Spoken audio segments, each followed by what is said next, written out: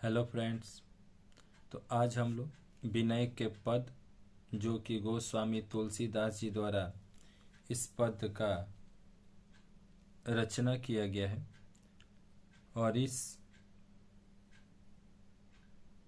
पाठ के अंतर्गत आपको 4 पद देखने को मिलेंगे।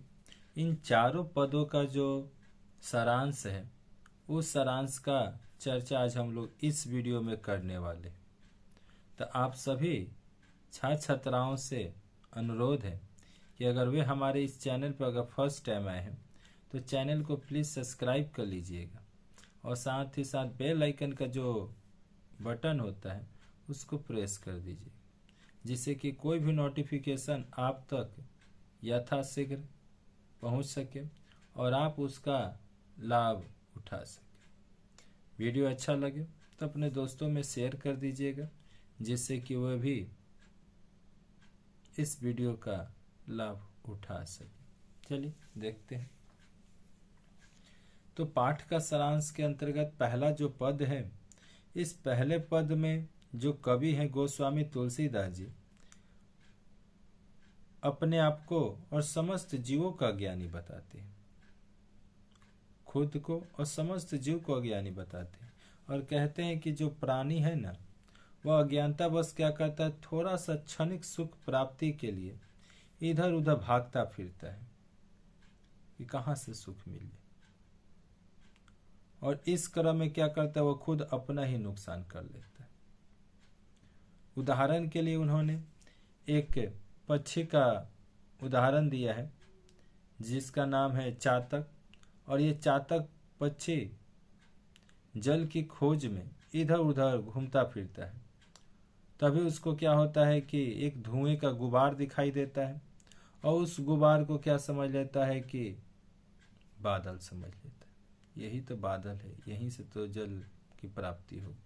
और वह उस बादल की खोज में, यानी वो जो धुआं का गुबार है उसमें प्रवेश कर जाता है, और ऐसे में क्या होता है, उसे जल भी प्राप्त नहीं होता क्योंकि तो धुआं का गुबार है, और ऐसे में क्या होता है, उसे खुद आंखों में जलन भी होने लगती है, यानी प्यास भी नहीं बुझा और उल्टे आंखों में जलन भी हो गई।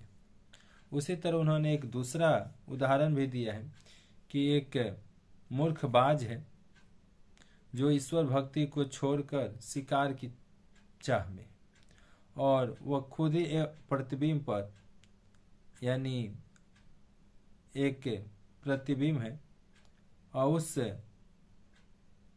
प्रतिबिंब पर बार बार प्रहार करता है, क्या समझकर, किसी शिकार को समझकर, जबकि खुद उसी का वह पिक्चर होता है।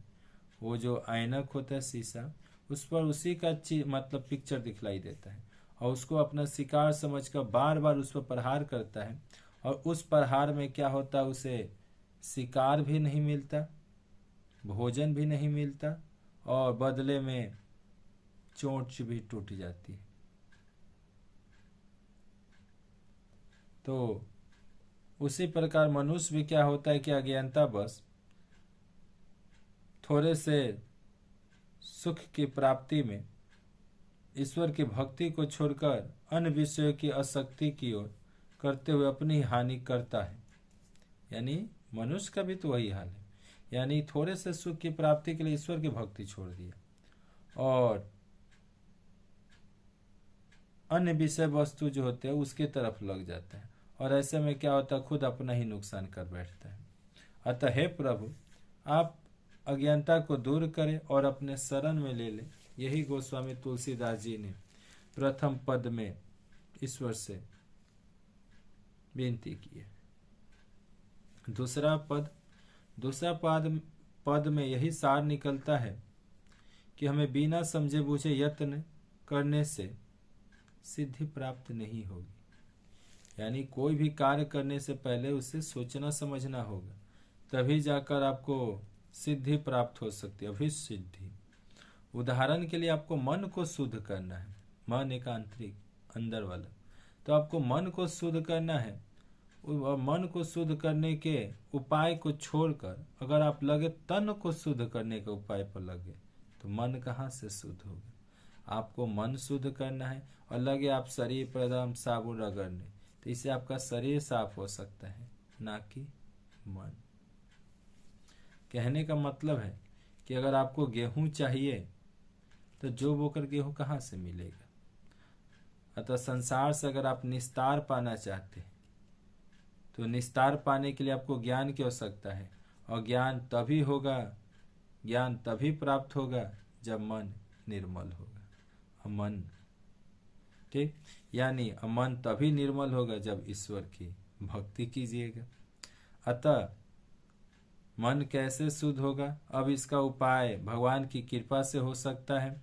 और जब मन शुद्ध होगा तो एक तरह से उसमें ज्ञान आएंगे, और ज्ञान आएगा तो एक तरह से कहा जाए तो अपने आप आपको मुक्ति मिलेगा। ठीक, तो ये दूसरा पद है। तीसरे पद में गोस्वामी तुलसीदास जी अच्छी युक्ति से ईश्वरीय कृपा की प्रधानता को सिद्ध किया है। कहते हैं कि अमृत का गुण सिर्फ जान लेने से कुछ नहीं होता, अमरता प्राप्त नहीं होती है। अमृत का गुण जान लेने से कभी आपको अमरता वाला गुण नहीं मिलेगा। अमरता यानी अमरता जो है तभी आपको प्राप्त होगी जब आप अमृत का पान कीजिएगा। और उसी प्रकार यानी कि शास्त्रीय ज्ञान से कुछ नहीं होता है, शास्त्रीय ज्ञान को प्राप्त करने से कुछ नहीं होगा। उसके लिए आपको क्या करना होगा कि शास्त्रीय ज्ञान के हिसाब से आचरण करना पड़ेगा। ठीक, तभी जाकर आपको शास्त्रीय ज्ञान कहा जा सकता है कि आपके पास है।